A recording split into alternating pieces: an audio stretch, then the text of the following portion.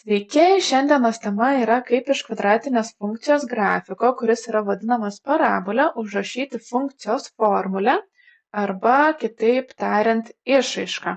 Tai kairėje pusėje matote teoriją apie funkciją, galite pasidaryti screenshotą ir prisiminti tai, ką jau žinojate, tikiuosi, tik tai galbūt pamiršote, o dešinėje pusėje yra veiksmų planas, ką mes šiandien darysime. Tai tiek teorijos ir judame prie praktinių užduočių. Taigi, paveiksle pavaizduotas funkcijos grafikas, tai yra kvadratinė funkcija ir jos grafikas yra vadinamas parabolė. Ir pirmoji mūsų užduotis yra, remiantis šiuo grafiku, rasti koeficientų a, b ir c reikšmes. Nuo ko reiktų pradėti, tai kaip ir minėjau, pirmas dalykas, ką mes darome, kai ieškome funkcijos išraiškos arba funkcijos lygties, tai randame tą tašką, kur funkcijos grafikas kerta y ašį. Tai tas taškas yra štai čia ir čia yra mūsų koeficientas c. Tai jeigu mes turime funkcijos išraiška, kad f nuo x yra ax kvadratu plus bx plus c, tai c koeficientą mes jau turime. Mes žinome, kad c koeficientas yra lygus 10. Tai jau turime vieną koeficientą, tiesiog pasižiūrėję į grafiką, kur kerta y ašį. Tada antras žingsnis yra susirasti to grafiko viršūnę, tai viršūnė yra štai čia apačioje ir galima užsirašyti to taško koordinates. Tai viršūnės taško koordinatės pradžioje rašau x, tai yra 3, tada rašau y, tai yra -8. Ir dabar naudodamėsi šitu tašku mes susidarysime lygčių sistemą. Ir pirmoji lygtis bus iš funkcijos lygties. Tai ieškosime koeficientų a ir b. Taigi pirmoji lygtis dabar vietoj x įsirašysiu 3, o vietoj y įsirašysiu -8. Tai rašome a kart 3 kvadratu plus b kart 3 plus, dabar turėčiau rašyti c, bet c mes jau žinome, kad tai yra 10 ir visa tai yra lygu -8. Tai vietoj x turime funkcijos išraišką teorinę, tai vietoj x įsirašiau 3, o vietoj y įsirašiau -8. Antroji lygtis yra funkcijos viršūnės taško x radimas, tai mes žinom, kad x viršūnės yra apskaičiuojama pagal formulę -b padalinta iš 2a. Taigi mūsų x viršūnės yra 3, nes x viršūnė yra 3. Tai įsistatome, kad tai yra -b padalinta iš 2a. Ir štai čia mes turime lygčių sistemą. Ką darome toliau, tai turime išspręsti šią lygčių sistemą. Tai pirmiausia, apsiskaičiuokime pirmoji lygtį, kas apsiskaičiuoja, tai galim pakelti kvadratu. Tai 3 kvadratu yra 9, tai bus 9a plus 3b plus 10 lygu -8. Apkeičiau vietom, nes pradžioje yra įprasta rašyti skaičių, tada raidelę. O iš antrosios lygties galime išsireikšti b. Tai dabar štai čia šone parodysiu, kaip tai vyksta.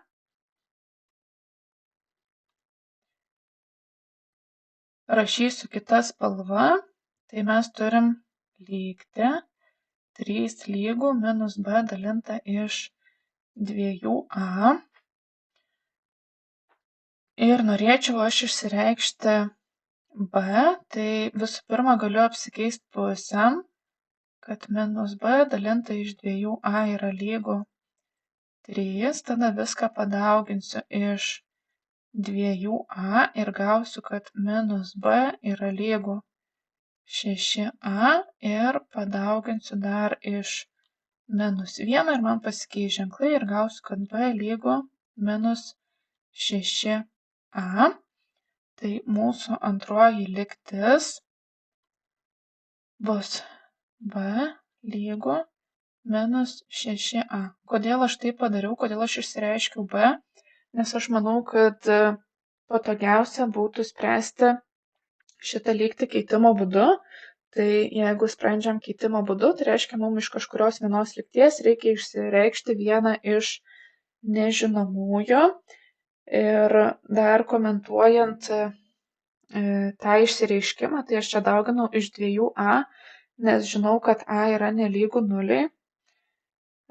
Iš kur aš tai žinau, nes tai yra parabolė ir jeigu koeficientas a būtų lygus 0, tai jau neturėtumėm kvadratinės lygties. Tai dėl to dariau tokią prielaidą, kad a yra nelygu 0. Tai grįžtame dabar prie lygčių sistemos, tai vietoj b į pirmą lygtį aš įsistatysiu minus 6a. Tai taip, ir pasidarysiu dabar savo vietos kairėje pusėje. Taip, tai į pirmą lygtį įsistatysiu vietoj b, įsistatysiu minus 6a. Tai 3 kart. Dabar turėčiau rašyti b, bet rašau minus 6a plus 10 lygu minus 8.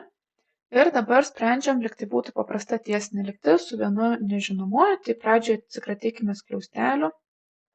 9a minus 3 kart minus 6 bus minus 18a. 10 kelsiu į kitą pusę, pasikeis ženklas, gausim minus 18. Traukime panašiuosius narius, tai bus minus 9a lygu minus 18. Viską dalinu iš minus 9 ir gaunam, kad a yra lygu 2. Gavom, kad a yra lygu 2. Dabar turėtumėm grįžti į pradinę lygtį. Tai dabar aš galiu pasirinkti iš tų pradinių lygčių, kurią noriu. Tai įdomumo dėliai padirbkime su antra lygtimi ir į antrą lygtį vietoj a įsistatysiu 2 ir taip gausiu koeficientą b, tai 3 lygu minus b padalinta iš 2 kart 2 vietoj a raidelės įsistačiau 2. Turėtume spręsti žemyną, aš tik vietos neturiu. Tai galime užsirašyti, kad minus b dalinta iš 4 yra lygu 3, viską dauginu iš 4 ir gaunu, kad minus b yra lygu 12. Kai dar pasikeis ženklus, dauginu iš minus 1 ir gaunu, kad b yra lygu minus 12. Tai štai gavome koeficientus a, b ir c ir galime užsirašyti gautą išraišką.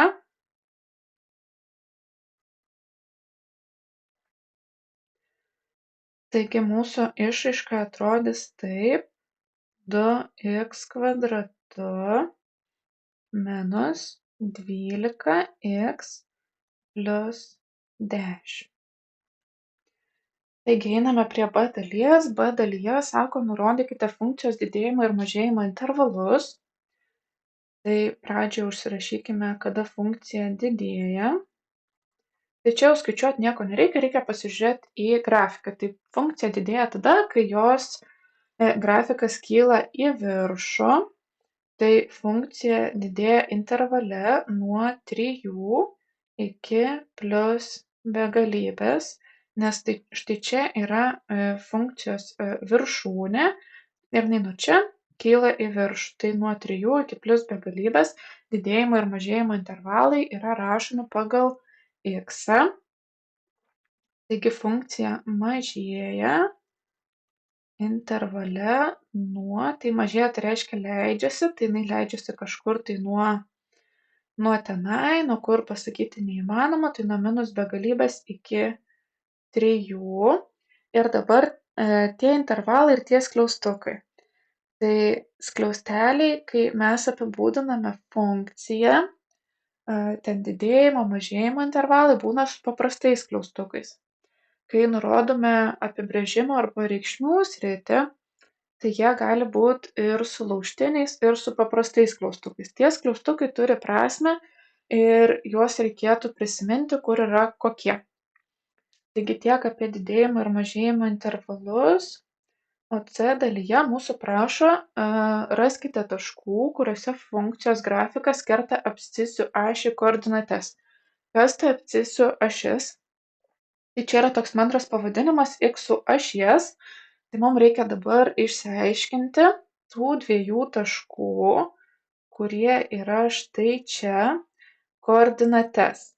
Tai jeigu funkcija kerta x ašį, tai reiškia, kad mūsų y yra 0. Tai mums dabar reikia išsiaiškinti, kada funkcija yra lygi 0. Tai turime funkcijos lygtį. Ją prisilyginame 0 ir taip išsiaiškinsim taškų koordinates.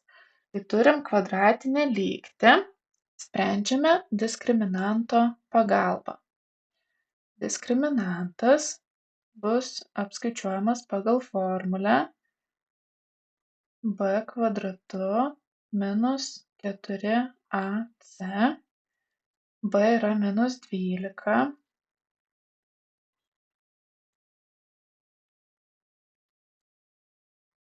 a yra 2, c yra 10. Taigi 12 pakėlę kvadratu gauname 144, o čia gausim 80. Apskaičiuokime.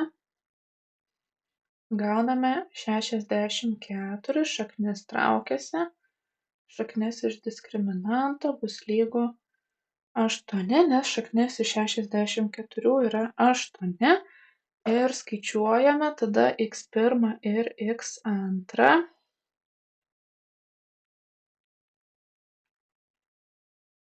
Tai bus minus b plus minus šaknis iš d padalinta iš 2a. Taip, minus 12 yra 12 plus minus 8 dalinam iš 2a, tai čia bus 4. Ir apskaičiuokime x1, tai 12 plus 8 yra 20, o 20 dalinta iš 4 yra 5, tada 12 minus 8 yra 4, 4 dalinta iš 4 yra 1, gavome x1 ir x2, tai štai čia bus 1, štai čia bus 5, o mūsų prašo taško koordinačių. Tai pirmo taško koordinatės bus 1 ir 0, nes išsiaiškinom, kad kai funkcija kerta x ašį, tai y yra 0. Tai pirmas taškas yra 1 ir 0, kitas taškas yra 5 ir 0. Kaip atrodytų atsakymas viso tokio kompleksinio uždavinio? Tai surašykime kartu. Atsakymas. Mūsų dabar klausia išsiaiškinti a, b ir c reikšmes. Tai a atsakymas yra, kad a koeficientas yra lygus 2, b koeficientas yra minus 12, o c koeficientas yra 10. Tada b dalies atsakymas reikia surašyti, kada didėja ir kada mažėja. Ir c dalies atsakymas yra taško koordinatės, tiksliau 2 taškų. Tai 1 ir 0 ir 5 ir 0. Tai šiandien tiek. Dėkoju už jūsų dėmesį. Jeigu patiko šitas video ir jisai buvo naudingas, nepamirškite paspausti like. Jeigu manote, kad ir jūsų klasiokam yra aktuali šitą informaciją, nepamirškite pasidalinti ir susitikime kitoje pamokoje.